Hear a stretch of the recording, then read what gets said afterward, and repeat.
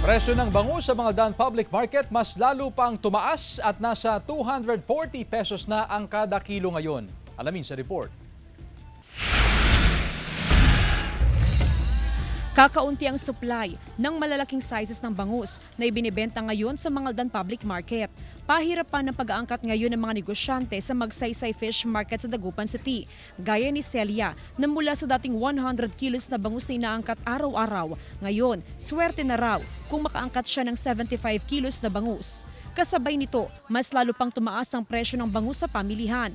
Nasa 240 pesos na ang kada kilo ng regular sizes hanggang sa big sizes ng bangus sa pamilihan. Tumaas ngayon ma'am, yung presyo ng bangus. Kasi syempre yung gawa ng yung panahon, ulan ng ulan, tas malalim yung tubig.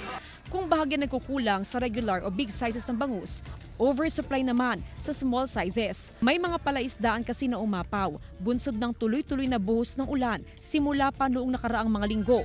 Ang ibang fish growers naman nag-forced harvest. Aabot ngayon sa 100 pesos ang kada kilo ng mga maliliit na sizes ng bangus. Hindi ako bumili, ito na lang, medyo mura. Kasi mamang bangus, Okay naman, kaya lang, kahapon nakabili na kasi ako isang piraso. bagamat may mga umapaw na palaisdaan sa bahagi ng Binmalay at mayroong mga palaisdang naapektuhan ng bagyong Emong sa Western Pangasinan, inaasahan daw na magbabalik normal ang supply at presyo ng bangus sa mga susunod na linggo ayon sa SINAG. As of July 29, 2025, nasa 170 hanggang 180 pesos ang farm gate price ng bangus sa Dagupan City. Siguro temporary lang yan pagka hopefully mag-settle yung situation, baka bumaba naman po. Kasama si Daryl Peralta, Jasmine Gabriel Galban, One North Central Luzon.